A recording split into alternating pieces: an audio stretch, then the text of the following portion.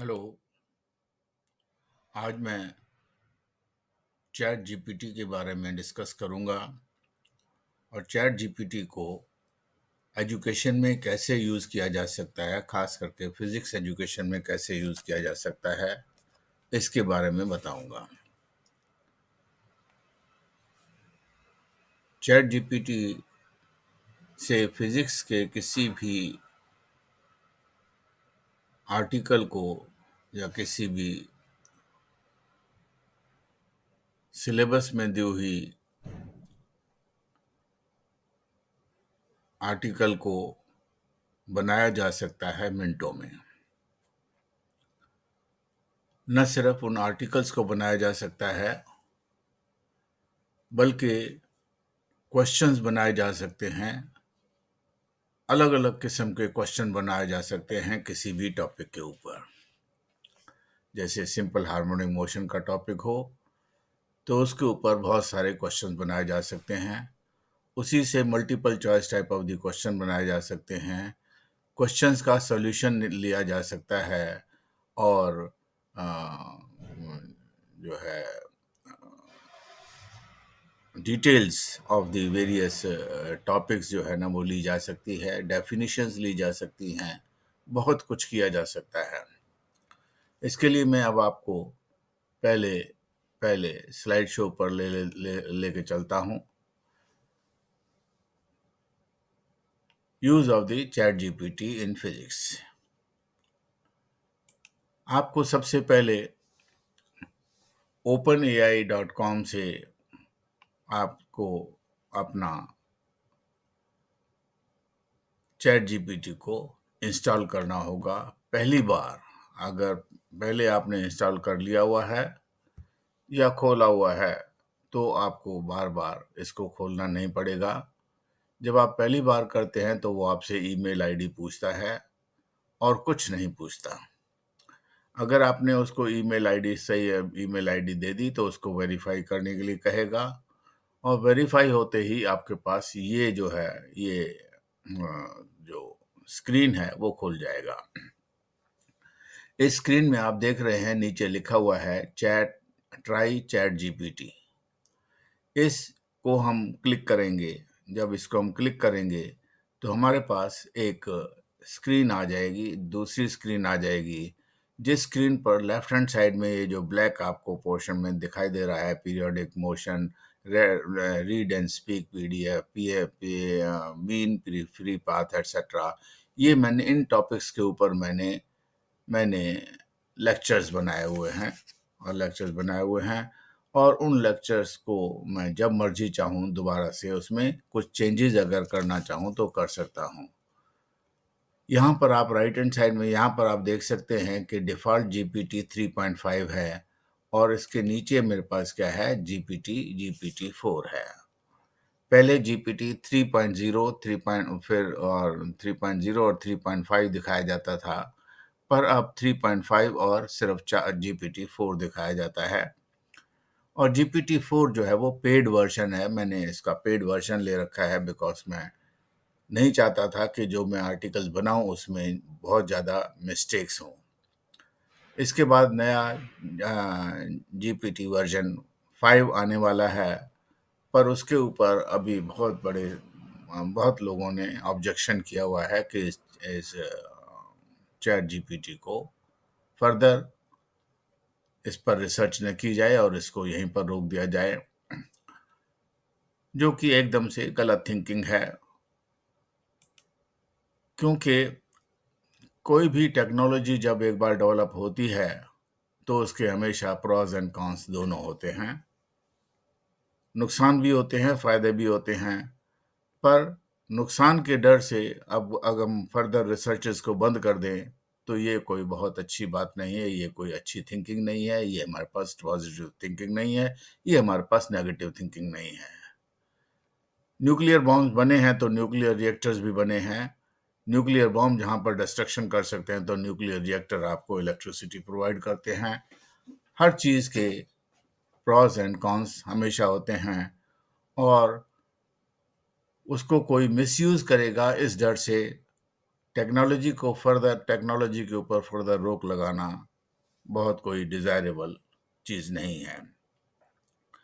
फिलहाल मैं इसके ऊपर फर्दर डिस्कस नहीं करूँगा।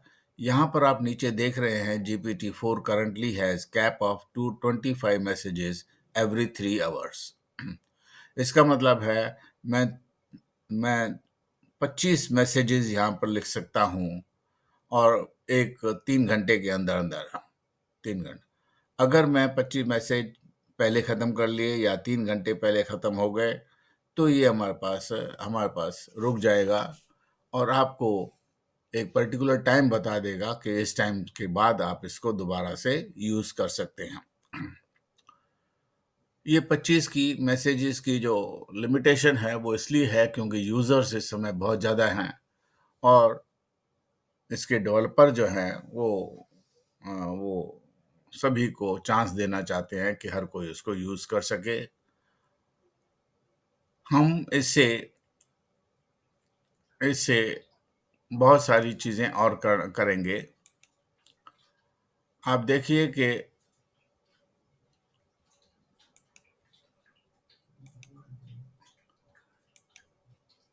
मैं अब क्या करना चाहता हूँ। ये मेरे पास क्लास 11 का सिलेबस है।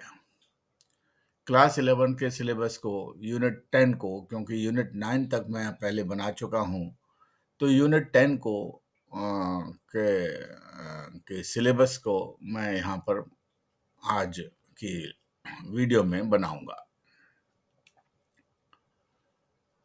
इसमें लिखा हुआ है periodic motion, period frequency and displacement as a function of the time, periodic function, ये सिलेबस दे रखा है। फिर सिंपल हार्मोनिक मोशन दे रखा है एंड इट्स इक्वेशंस दे रखी हैं। Phase oscillation of the spring, restoring force and force constant दे रखा है। इन चीज़ों में से किसी भी चीज़ के ऊपर अगर मैं कुछ लिखना चाहता हूँ या चैट जीपीटी से करवाना चाहता हूँ, तो उसको मैं कर सकता हूँ। मैं इसी को डेमोंस्ट्रेट करूँगा। इसके मैंने 4 आर्टिकल्स को, ये ना 1, 2, 3, 4, 5 आर्टिकल्स हैं इसमें, और नेक्स्ट उसमें ये मेरे पास 5 आर्टिकल, ये 1, 2, 3, 4, 5, 6, 7, 8 आर्टिकल। यूनिट 10 में 8 और 5 13 टॉपिक्स को मैं कवर करूँगा। पर आज की डेट में मैं सिर्फ जो है ना वो सिर्फ एक ही टॉपिक कवर करूँगा, 2 टॉपिक इनफैक्ट, कि periodic function displacement of the frequency displacement as a function of time, periodic function, और इससे कई क्वेश्चंस और बहुत सारी चीज़ें बनाकर आपको दिखाऊंगा। ये सिर्फ ये डेमोंस्ट्रेट करने के लिए है कि टीचर्स कैसे इसको आसानी से यूज़ कर सकते हैं और इसको यूज़ करना चाहिए। इसके लिए मैं अब क्या करूँगा करूँगा कि एस्केप को दबा दूँगा और मेरे पास जो जो यहाँ पर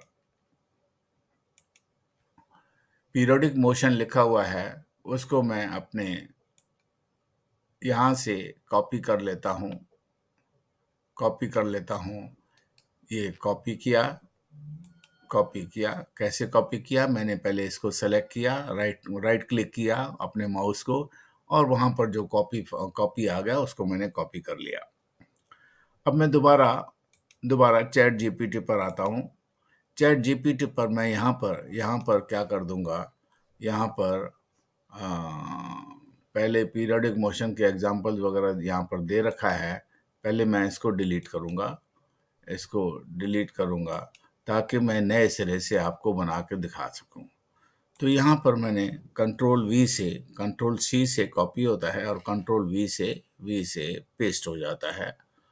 अब कंट्रोल वी से पेस्ट हो गया तो उसके बाद मैं क्या करता हूँ, इसको थोड़ा सा मॉडिफाई करता हूँ। ये मेरे पास एक एक कुछ करने के लिए मैं कह रहा हूँ, चैट जीपीटी को कुछ करने के लिए कह रहा हूँ, और मैं कहता हूँ राइट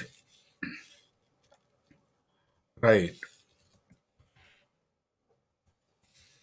राइट इन डिटेल्स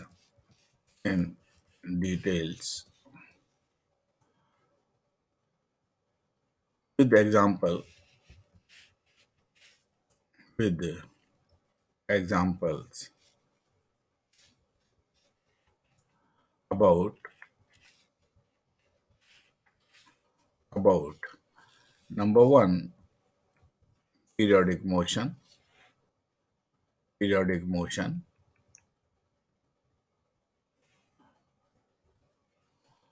और फिर मैं इसको सेकंड कह देता हूँ, सेकंड कहता हूँ पीरियड,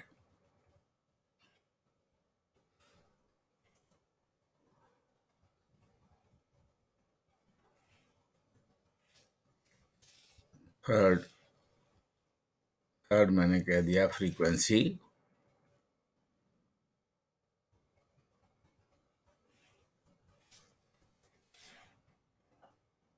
और फोर्थ मैंने कह दिया इसको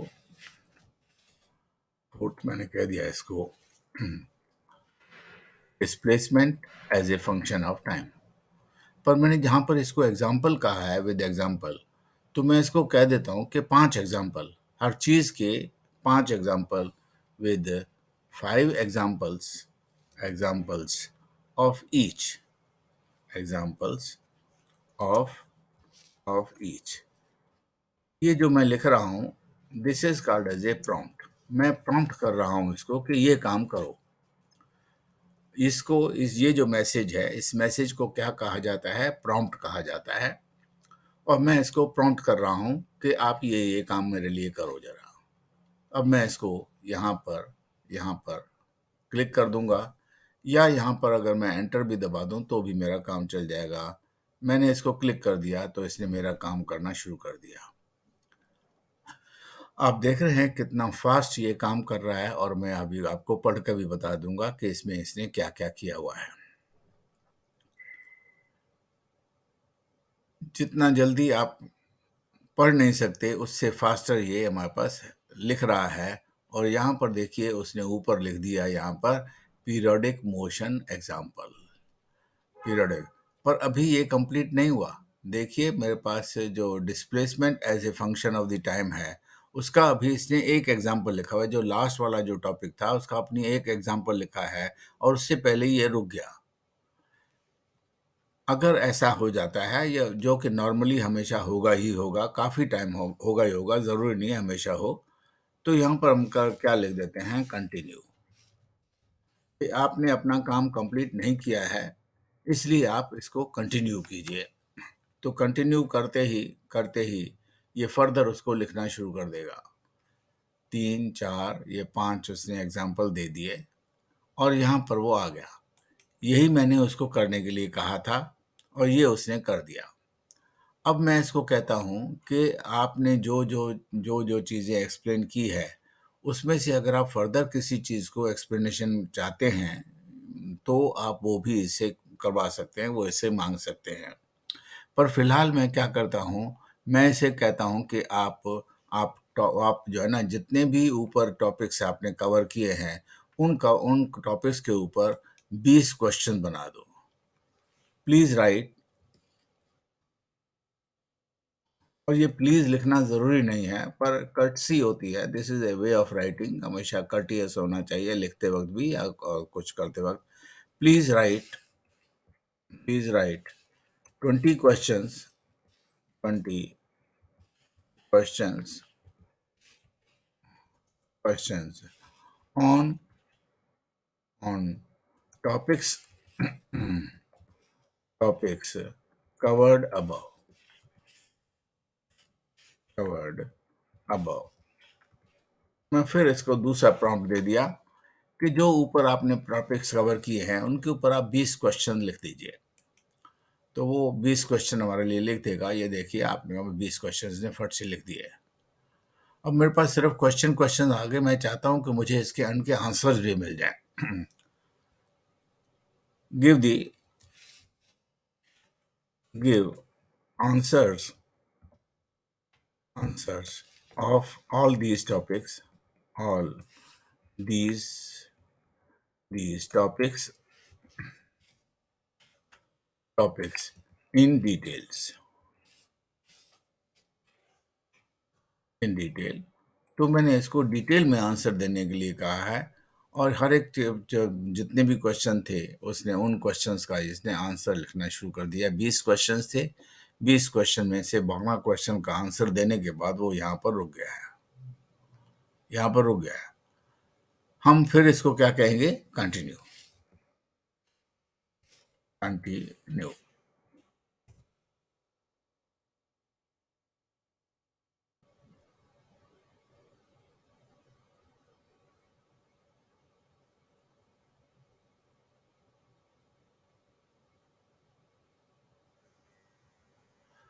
अब मैं इसे कहता हूँ कि जो आपने ये 20 क्वेश्चन दिए थे, तो मैं इसको कहता हूँ कि आप हर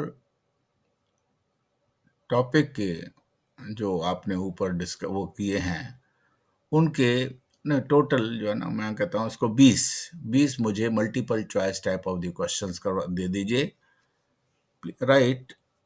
अब मैंने प्लीज नहीं लिखा है, कोई बात नहीं है, ये माइंड नहीं करता है। Right. 20 20 multiple multiple choice questions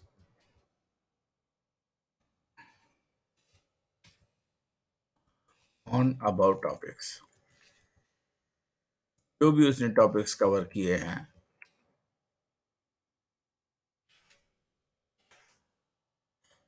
हम प्रॉम्प्ट किस तरह देते हैं इसके ऊपर डिपेंड करता है कि आपको आंसर किस तरीका का मिलता है।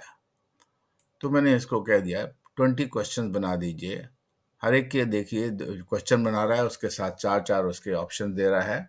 मल्टीपल चॉइस क्वेश्चन में नॉर्मली बेसिकली चार चार ही प्रॉम्प्ट होते हैं, चार ही चीज़ें पूछी जाती हैं और चार ऑप्शंस होते हैं, और वो हर एक के हर क्वेश्चन के चार चार ऑप्शंस दे रहा है, आंसर्स नहीं दे रहा है। आप देखिए इसमें आंसर्स नहीं दे रहा है, और हम इनसे आंसर भी मांगेंगे। ये मुझसे इसने 8 क्वेश्चन बना दिए हैं, ए बी सी डी, 9 10 11, 11 के बाद फिर ये रुक गया। तो मैं फिर कहता हूँ यहाँ पर कंटिन्यू,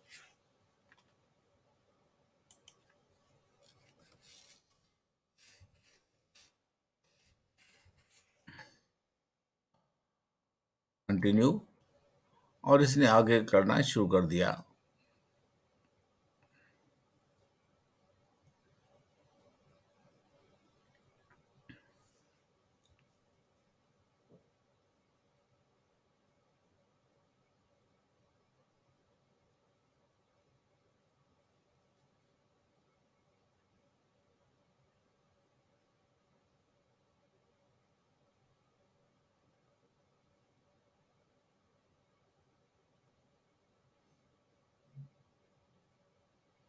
ये उसने 20 क्वेश्चन दे दिए।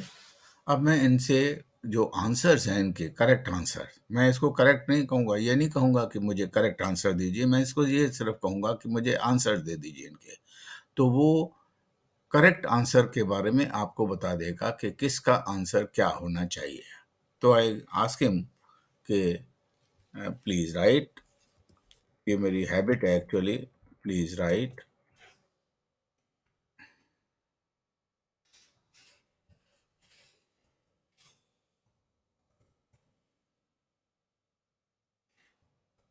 Please right the answers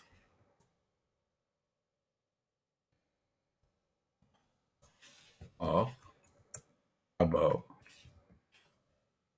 above questions।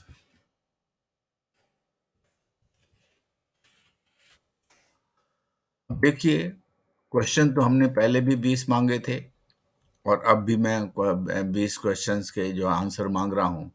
पर ये कौन से आंसर मांग रहा हूँ, क्योंकि इससे पहले मैंने मल्टीपल चॉइस टाइप क्वेश्चन मांगे थे, तो ये मल्टीपल चॉइस का ही हमारे पास आंसर देगा। This is the intelligence of the chat GPT. ये देखिए, ओहो समथिंग वेंट रॉन्ग। तो मैं क्या करूँगा, अब इसको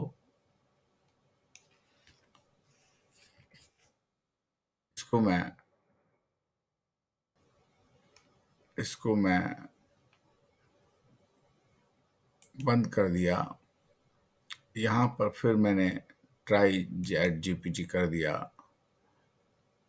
यहाँ पर फिर मेरे पास वही सारी चीज़ें आ गई और मेरे पास क्योंकि पीरियोडिक फंक्शन का मैंने वो किया था, उसको मेरे पास यहाँ पर आ गया। वो जो भी था वो मैंने यहाँ से इसको क्लिक किया। क्लिक करने के बाद मेरे पास सब कुछ यहाँ पर आ गया है और यहाँ पर मैं लिखता हूँ इसको please write the answers to the above questions. तो ये अब उनके आंसर्स देगा।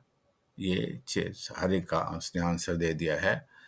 क्वेश्चन नंबर देखिए जरा, ये क्वेश्चन नंबर 1 का, क्वेश्चन नंबर का the motion of an object, ठीक है, उसका आंसर बी है। Motion of the object that repeats itself after regular interval of the time. ये जरा देखते हैं कि पहला क्वेश्चन है क्या।